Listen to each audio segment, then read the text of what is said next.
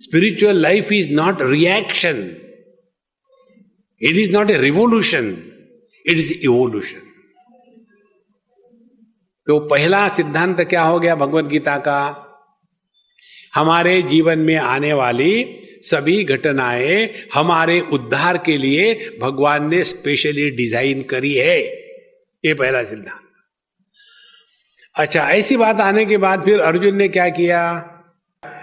अर्जुन के सामने भगवान कृष्ण थे, पहले तो आर्ग्यूमेंट किया, और जब भगवान ने झाड़ा क्लैब्यम आस्मगम पार्थ, और बड़ी अकलबंदी की बात करे जा रहे हो, तो अर्जुन स्पष्ट रूप से स्वीकार करता है, कार्पण्य दोषोपहत स्वभावः पृच्छामि त्वाम धर्म सम्मूढ़ चेता यश्रेयस्यान्निश्चितं ब्रूहि तन्मे शिष्यस्तेहं शाधिमां त्वां प्रपन्नम।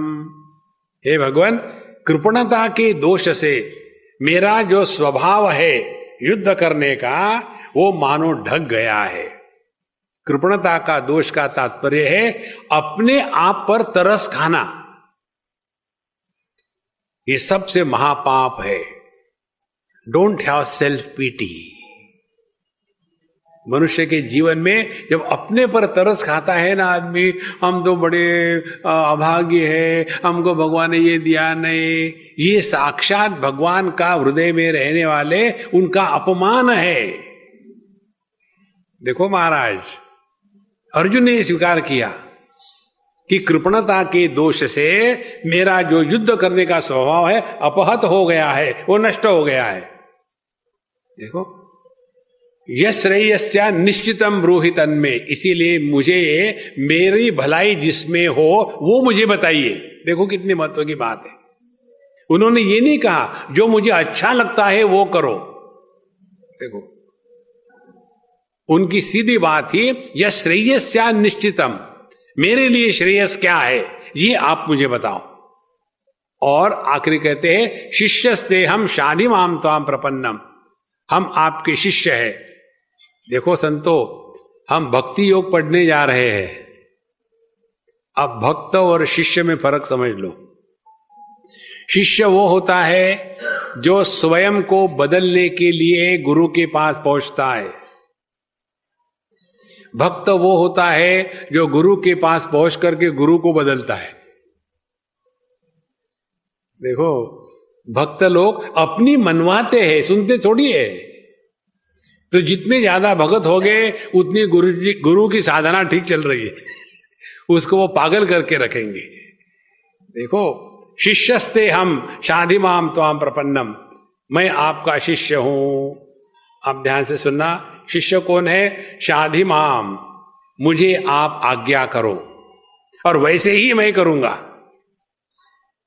देखो, हम लोग जाते हैं महात्माओं के पास, उनकी सुनने के लिए नहीं, अपनी मनवाने के लिए जाते हैं। और फिर महात्मा लोग कैसे होते हैं? हमारे जैसे एक बाबा जी थे और उनका चेला साथ बैठा हुआ था। एक सज्जन आए और आकर के कहते, महाराज जी, जब तक कि आदमी मेहनत नहीं करता ना, जीवन में कुछ नहीं मिलता, ठीक है ना? बोले हाँ बेटा ठीक है। चला गया। दूसरा आदमी आया, वो कहता है, महाराज जी, आदमी कितना भी मेहनत करे, जब तक कि भगवान की कृपा नहीं होती तब तो कुछ नहीं होता, ठीक बात है ना? बोले हाँ बेटा ठीक है। वो भी चला गया। तीसरा आया, कहता है कि महाराज जी, खुदा मेहरबान तो गधा पहलवान, ईश्वर की इच्छा हो तो सब कुछ हो सकता है, कुछ करने की जरूरत नहीं, ठीक है ना? बोले हाँ एकदम ठीक है। वो भी चला गया। अब ये चेला जी महाराज परेशान।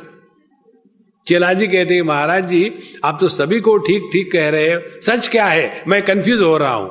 बोले सच तो ये है, मैंने तेरे से बात करी थी क्या? नहीं। तू क्यों सुन रहा है? सच बात है। देखो संतो, उपदेश किस प्रकार से स्वीकार करना है ये तक हमको पता नहीं है, हम अपनी मनमाने के लिए जाते हैं। देखो महाराज, तो अर्जुन ने स्वीकार किया, हम आपके शिष्य हैं, आप हमको इंस्ट्रक्ट करो, शाधिमां, मुझ पर शासन करो। तब जाकर के व्यक्ति के जीवन में परिवर्तन आता है। और स्वयं में परिवर्तन लाने के लिए शास्त्रों का अध्ययन किया जाता है। देखो, हमने सुबह की क्लास में बताया था 4 चीजों में परिवर्तन आना आवश्यक है। पहली, अपने बारे में जो अपनी धारणा है उस धारणा की छानबीन करो, यदि वो गलत साबित हुई तो बदलो। दूसरी, ये जगत के बारे में हमारी जो धारणा है, हम जिस जगत को लेकर के कहते हैं दुनिया बड़ी खराब है, कौन सी दुनिया खराब है? दुनिया किसको कहते हैं? तीसरी बात, जो हम भगवान को कोसते हैं, दुनिया बनाने वाले काहे को दुनिया बनाई, कौन से भगवान को कोस रहे हो आप? और चौथी बात, आध्यात्मिक साधना किसको कहते हैं? ये 4 बातों में जब तक के यह गलत धारणाएं बनी रहेगी तब तक के हमने अध्यात्म में प्रवेश नहीं किया है। देखो, तो अर्जुन के इस प्रश्न से हमको स्पष्ट समझ में आता है कि हे भगवान, मेरा भला जिसमें हो वो मुझे बताओ। इसके बाद भगवान मूल बात जो करते हैं वो करते हैं कि पहले अपने व्यक्तित्व को स्पष्ट रूप से समझो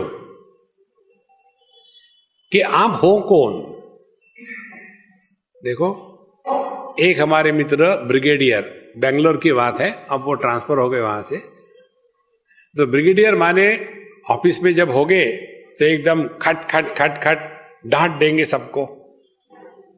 और जब वो घर आए, हम उनके घर बैठे थे, जैसे वो आए आकर के कहते हैं हे स्वामी जी के लिए लगाया कि नहीं सब कुछ? तो उनकी पत्नी कहती है ये घर है, आपका ऑफिस नहीं है। नहीं, मैं ऐसे ही कह रहा था कि ठीक है ना।